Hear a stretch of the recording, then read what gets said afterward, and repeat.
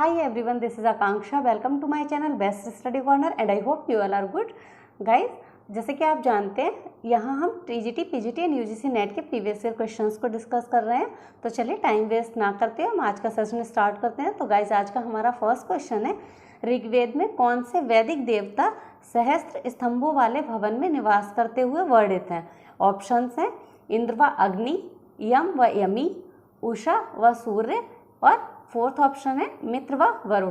तो गाइस जो आंसर हो जाएगा वो हो जाएगा मित्र व वरुण। ओके, ऋग्वेद जो है इसमें मित्र और वरुण जो देवता हैं इन्हें सहस्त्र स्तंभों वाले भवन में निवास करते हुए बताया गया है।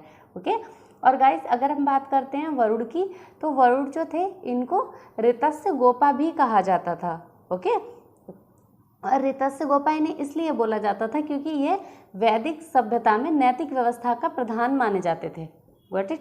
और गाइज अगर हम वरुण के बारे में बात करें तो वरुण जो थे इन्हें समुद्र का देवता और ऋतु का नियामक भी माना जाता था। Got it. और वरुण को तीसरा स्थान प्राप्त था वैदिक देवताओं में, महत्वपूर्ण स्थान जो था। ओके, पहले नंबर पे बात करते हैं तो इंद्र को सबसे महत्वपूर्ण स्थान प्राप्त था, दूसरे नंबर पे अग्नि आ जाती है और तीसरे नंबर पे वरुण देवता। ओके, और गाइज वरुण देवता जो हैं इनको ईरान में अहुरमज़दा तथा यूनान में ओरनोज के नाम से जाना जाता है। Got it. तो गाइज मैंने एडिशनल इन्फॉर्मेशन भी आपके साथ शेयर कर दी है क्योंकि डायरेक्टली क्वेश्चंस उठ जाते हैं। तो चलिए अब हमारा नेक्स्ट क्वेश्चन डिस्कस करते हैं गाइज। तो क्वेश्चन है, किस वेद में दवाओं का विवरण मिलता है? ऑप्शंस हैं ऋग्वेद, सामवेद, यजुर्वेद या अथर्ववेद। तो गाइज जो आंसर होगा वो हो जाएगा अथर्ववेद। ओके गाइज, अथर्ववेद के बारे में आप जानते ही होंगे। सभी वेदों में अगर बात करें तो ये सबसे नवीन है चारों वेदों में, है ना। इसकी रचना सबसे बाद में हुई है। ओके, और इसमें कुल 731 मंत्र हैं और लगभग 6000 पद हैं। ओके, और गाइज अथर्ववेद के जो कुछ मंत्र हैं वो ऋग्वेद से भी प्राचीन है। ओके, पृथ्वी सूक्त जो है वो अथर्ववेद का प्रतिनिधि सूक्त माना जाता है। और गाइज अथर्ववेद में मानव जीवन के सभी पक्षों का वर्णन मिलता है। अथर्ववेद में रोग निवारण, औषधियों, तंत्र मंत्र, जादू टोना, शाप, वशीकरण, आशीर्वाद, राजकर्म, ओके, मातृभूमि के महत्व के से संबंधित मंत्रों का विवरण इसमें प्राप्त होता है हमें। Got it. आई होप आपको क्लियर हुआ है। तो चलिए अब हम नेक्स्ट क्वेश्चन देखते हैं। तो नेक्स्ट क्वेश्चन जो है गाइज वो मैच कराने के लिए एक साइड आपको वेद दिए गए हैं और दूसरी साइड आपको उनके उच्चारणकर्ता दिए गए हैं। ओके, तो चलिए अब हम क्वेश्चन देख लेते हैं। क्वेश्चन है गाइज, सूची 1 को सूची 2 से सुमेलित कीजिए तथा सूचियों के नीचे दिए गए कूट का प्रयोग करते हुए सही उत्तर चुनिए। ओके, सूची 1 है ऋग्वेद, यजुर्वेद, सामवेद, अथर्ववेद। सूची 2 होता, अध्वर्यु, उद्गाता और ब्रह्मा। ओके, तो चलिए अब हम मैच कराते हैं। तो ऋग्वेद की अगर गाइज हम बात करते हैं तो इसका हो जाएगा होता। ओके, यजुर्वेद का अध्वर्यु, सामवेद का उद्गाता और अथर्ववेद का Brahma. Got it. I hope आपको क्लियर हुआ है। और ये सभी जो थे वो सीक्वेंस में ऑलरेडी हमें दे रखे थे। चलिए अब हम हमारा नेक्स्ट क्वेश्चन देखते हैं गाइज। तो नेक्स्ट क्वेश्चन है, मेरु ब्रह्मांडी की संबद्ध है बौद्ध धर्म से, जैन धर्म से, सांख्य धर्म से या फिर आजीवक धर्म से? तो गाइज जो आंसर होगा वो हो जाएगा बौद्ध धर्म से। मेरु ब्रह्मांडी की जो है यह बौद्ध धर्म की महायान शाखा से संबंधित है। Got it. और इसमें गाइज बुद्ध और बोधिसत्व जो हुए उनके सिद्धांतों को केंद्र बिंदु माना गया है। Got it. और संपूर्ण विश्व को एक सूत्र में बांधने का प्रयास मेरु ब्रह्मांडी की में किया गया है। ओके, तो चलिए अब नेक्स्ट क्वेश्चन डिस्कस करते हैं गाइज। तो क्वेश्चन है, वैदिक काल में किसको जल देवता माना जाता था? ऑप्शंस हैं इंद्र, वरुण, पूषण या फिर अश्विन। तो गाइस जो आंसर हो जाएगा वो हो जाएगा वरुण। ओके, जल देवता जो है वो वरुण माने जाते थे, जबकि अगर आपसे पूछेंगे वर्षा के देवता तो वो इंद्र थे। मैं प्रीवियस सेशन में भी आपको ये चीज़ बता चुकी हूँ। ओके, तो कंफ्यूज मत होइएगा गाइस। अगर वरुण की बात करते हैं तो ऋग्वेद में इनको जगत का नियंता, देवताओं का पोषक और ऋतु का नियामक माना जाता था। ओके, और यह जो थे आकाश, पृथ्वी और सूर्य के निर्माता भी बोले जाते थे। इसके अलावा वरुण की बात करें तो इनके बारे में कहा जाता था वायु जो थी वो इनकी श्वास थी और ऋतुओं को ये नियमित करते थे। ओके, और गाइस इन्हें जल का स्वामी भी कहा जाता था। ओके, वैदिक काल के बाद अगर हम देखते हैं तो वरुण जो थे इनका महत्व घट गया था और ये सिर्फ जल के स्वामी रह गए थे। Got it. तो चलिए अब हम हमारा नेक्स्ट क्वेश्चन डिस्कस करते हैं गाइस। तो क्वेश्चन है, किस यज्ञ में 25 यूपों के प्रयोग का विधान था? ऑप्शंस हैं राजसूय, पुरुषमेध, अश्वमेध या फिर वाजपेयी। तो गाइस जो आंसर हो जाएगा वो हो जाएगा पुरुषमेध। पुरुषमेध जो था इसमें 25 यूपों के प्रयोग का विधान था। Got it. जबकि वाजपेयी यज्ञ जो था इसमें 21 यूपों के प्रयोग का विधान था और अश्वमेध यज्ञ में 16 यूप जो है उनके प्रयोग का विधान था। व्हाट इज, आई होप आपको क्लियर हुआ है। तो चलिए अब हम नेक्स्ट क्वेश्चन पर मूव करते हैं गाइस। तो हमारा नेक्स्ट क्वेश्चन है, ऋग्वेद में निम्नलिखित देवताओं में से किसके लिए वर्णन है कि उसका रथ बकरे खींचते थे? ऑप्शंस हैं पूषण, रुद्र, वरुण और यम। तो गाइस जो आंसर हो जाएगा वो हो जाएगा पूषण। ओके, ऋग्वैदिक देवताओं को गाइस 3 पार्ट में डिवाइड किया गया था, पृथ्वी के देवता, अंतरिक्ष के देवता और आकाश के देवता। ओके, पृथ्वी के देवता जो थे उनमें है पृथ्वी, अग्नि, सोम, बृहस्पति, अपानपात, मातृश्विन, नदियों के देवता आदि। ओके, अंतरिक्ष के देवता में आ जाते हैं इंद्र, रुद्र, वायुवात, पर्जन्य, आप, यम, प्रजापति, अदिति आदि। ओके, और आकाश के देवता की बात करें तो इनमें है द्यौष, वरुण, मित्र, सूर्य, सविता या सवित्र, इसके अलावा पूषण, विष्णु, आदित्य, उषा, अश्विन आदि। Got it. तो जो पूषण है गाइस, ये जो थे ये कहाँ के देवता थे? अगर कभी आपसे पूछ लिया जाए तो आकाश के देवता थे। ओके, और इनके बारे में ही ऋग्वेद में उल्लेख मिलता है कि पूषण जो थे वो मार्ग, चारवाहों और पशुओं के देवता थे। ओके, और इनका रथ जो था वो बकरे खींचते थे। गॉट इट, आई होप आपको क्लियर हुआ है। तो चलिए अब हम नेक्स्ट क्वेश्चन डिस्कस करते हैं गाइस। तो हमारा नेक्स्ट क्वेश्चन है, ऐत्रेय ब्राह्मण के अनुसार कहाँ के शासक सम्राट की उपाधि धारण करते थे?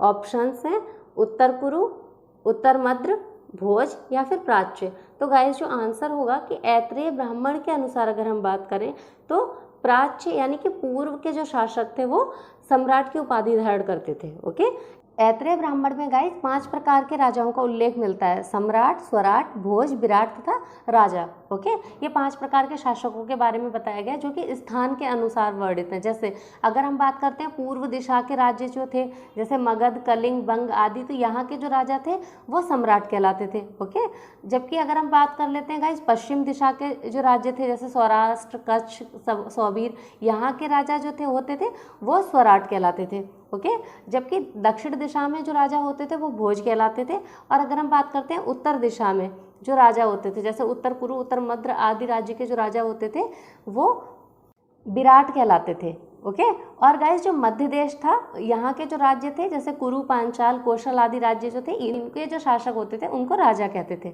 Got it. तो गाइस ये 5 प्रकार के जो शासक है उनका उल्लेख हमें ऐत्रेय ब्राह्मण में मिलता है।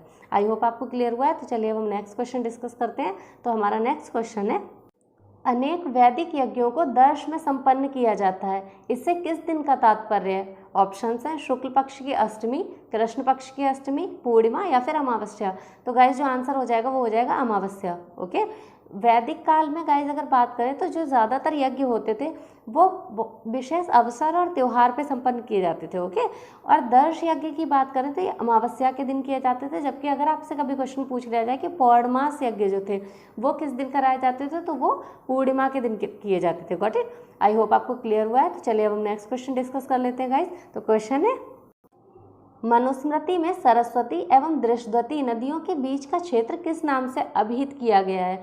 ऑप्शंस हैं आर्यावर्त, सप्तसैंधव, ब्रह्मावर्त या फिर ब्रह्मर्षि देश। अगर गाइज हम बात करते हैं सरस्वती और दृशद्वती नदियों के बीच के क्षेत्र की तो मनुस्मृति में इसको ब्रह्मावर्त कहा गया है। Got it. जबकि गाइज गंगा यमुना दोआब क्षेत्र जो था उसको ब्रह्मर्षि देश बोला जाता था। हिमालय और नर्मदा के बीच के अगर क्षेत्र को पूछें तो आर्यावर्त, और 7 नदियों के बीच का जो क्षेत्र होता था उसको सप्तसैंधव बोलते थे। Got it. तो चलिए अब हम नेक्स्ट क्वेश्चन देख लेते हैं गाइज। तो हमारा नेक्स्ट क्वेश्चन है, किस उपनिषद में यज्ञ की तुलना फूटी नाव से की गई है? मांडूक्य उपनिषद में, बृहदारण्यक उपनिषद में, छांदोग्य उपनिषद में या फिर मुंडकोपनिषद में? तो गाइस जो आंसर हो जाएगा वो हो जाएगा मुंडकोपनिषद में। ओके, अगर पूछा जा रहा है कि यज्ञ की तुलना फूटी नाव से की है तो वो मुंडकोपनिषद में की है। ओके, मुंडकोपनिषद में कहा गया है कि यज्ञ एक ऐसी नाव है जिस पर भरोसा नहीं किया जा सकता। उन्होंने इस उद्देश्य के लिए इंसान को जीवन के चक्र से मोक्ष दिलाने के लिए ज्ञान मार्ग का प्रतिपादन किया। Got it. और गाइज मुंडकोपनिषद जो है इसी से सत्यमेव जयते का भी हमें पता लगता है। आई होप आपको पता होगा। अगर पूछा जाता है सत्यमेव जयते कहाँ से लिया गया तो वो आंसर हो जाएगा मुंडकोपनिषद। Got it. चलिए अब हम हमारे नेक्स्ट क्वेश्चन पर मूव करते हैं गाइज। तो क्वेश्चन है, निम्नलिखित में से किसने वैदिक ऋचाओं की रचना नहीं की थी? घोषा, स्वयंवरा, अपाला या विश्ववारा? तो गाइज जो आंसर हो जाएगा वो हो जाएगा स्वयंवरा। ओके, घोषा, अपाला, विश्वबारा और लोपामुद्रा, ये सभी जो थी इन्होंने वैदिक ऋचाओं की रचना की थी। ओके, जबकि स्वयंवरा ने नहीं की थी। गाइस, अगर ऋग्वैदिक टाइम की बात करते हैं, उस टाइम स्त्रियां जो थी उन्हें सामाजिक और धार्मिक अधिकार पुरुषों जैसे ही प्राप्त थे। ओके, सिर्फ दो दृष्टियों से अगर हम देखें तो उन्हें अयोग्य समझा जाता था। जैसे अगर पहली चीज़ तो ये थी कि उन्हें राजनीति में भाग लेने का अधिकार नहीं था, और दूसरा कि संपत्ति संबंधी अधिकार जो थे वो स्त्रियों को प्राप्त नहीं थे, जबकि शेष अगर हम देखते हैं तो वो पुरुषों के समान ही होती थी। Got it. तो चलिए अब हम नेक्स्ट क्वेश्चन पर मूव करते हैं गाइस। तो हमारा क्वेश्चन है, ऋग्वेद के वंश मंडल प्राय किसके मंत्र से आरंभ होते थे? ऑप्शन है अग्नि, इंद्र, मित्र या सूर्य। तो गाइज आंसर जो हो जाएगा वो हो जाएगा अग्नि। ओके, ऋग्वेद जो है इसमें दूसरे से सातवें तक का जो मंडल है वो गोत्र या वंश मंडल नाम से जाना जाता है। ओके, दूसरे से सातवें तक का प्रत्येक मंडल जो है वो एक एक ऋषि से संबंधित है। ओके, इसलिए इसको गोत्र मंडल या वंश मंडल के नाम से जाना जाता है। ओके, और इनमें से प्रत्येक मंडल जो है उनका सबसे पहला जो सूक्त है वो अग्नि को संबोधित है। ओके, और इसके बाद इंद्र के सूक्त आते हैं और फिर अन्य देवताओं के आते हैं। तो यहाँ जो हमारा आंसर है वो क्या है? अग्नि। ओके, चलिए अब हम हमारा नेक्स्ट क्वेश्चन देखते हैं गाइस। तो क्वेश्चन है, अथर्ववेद में वर्णित प्रथम कृषि वैज्ञानिक कौन था? ऑप्शंस हैं वशिष्ठ, गौतम, सुदास या फिर पृथुवैन्य। तो गाइस जो आंसर हो जाएगा वो हो जाएगा पृथुवैन्य। ओके, पृथुवैन्य जो थे उन्हें अथर्ववेद में पहला कृषि वैज्ञानिक बताया गया। ओके, और इन्होंने ही सबसे पहले हल और कृषि को जन्म दिया। Got it. और गाइज अगर हम अथर्ववेद की बात करें तो अथर्वा नामक एक ऋषि थे जो इसके पहले दृष्टा थे, इन्हीं के नाम पर इसको अथर्ववेद कहा गया। और दूसरे दृष्टा जो थे वो आंगिरस ऋषि थे, इसकी वजह से इस वेद को अथर्वांगिरस वेद भी कहा जाता है। Got it. और अथर्ववेद से रिलेटेड और जो इन्फॉर्मेशन है वो अभी मैं आपको थोड़ी देर पहले भी दे चुकी हूँ, इसके अलावा प्रीवियस सेशन में भी दे चुकी हूँ, तो आप उसको देखेंगे और वहाँ से उस इन्फॉर्मेशन को नोट डाउन कर लीजिएगा। ओके, तो चलिए अब हम हमारे आज के नेक्स्ट एंड लास्ट क्वेश्चन पर मूव कर जाते हैं। तो आज का हमारा लास्ट क्वेश्चन है, रेवा नदी का उल्लेख मिलता है अथर्ववेद में, ऐतरेय ब्राह्मण में, सामवेद में या फिर शतपथ ब्राह्मण में? तो रेवा नदी की अगर हम बात करें तो इसका उल्लेख शतपथ ब्राह्मण में मिलता है। ओके, और रेवा कौन सी नदी है? नर्मदा नदी। ओके, रेवा के अलावा गाइस शतपथ ब्राह्मण से सदानीरा का भी उल्लेख मिलता है। ओके, रेवा और सदानीरा ये जो नदियां हैं इनका उल्लेख हमें शतपथ ब्राह्मण से मिलता है। शतपथ ब्राह्मण में ही राजसूय यज्ञ का वर्णन मिलता है। ओके, जहां बताया गया था कि राजसूय यज्ञ जो था उसमें राजा का अभिषेक 17 प्रकार के जल से किया जाता था। इससे हमें कृषि की चारों क्रियाओं का भी उल्लेख प्राप्त होता है ना। और चारों क्रियाओं की बात करें तो वो कौन सी है? जुताई, बुवाई, कटाई और मड़ाई। Got it. आई होप आपको सेशन हेल्पफुल लगा है। तो गाइज अगर आपको सेशन पसंद आया तो प्लीज़ मेरी वीडियो को लाइक कीजिए, ज़्यादा से ज़्यादा लोगों तक शेयर कीजिए और चैनल को सब्सक्राइब कीजिए। मिलते हैं हमारी नेक्स्ट क्लास में। Thank you.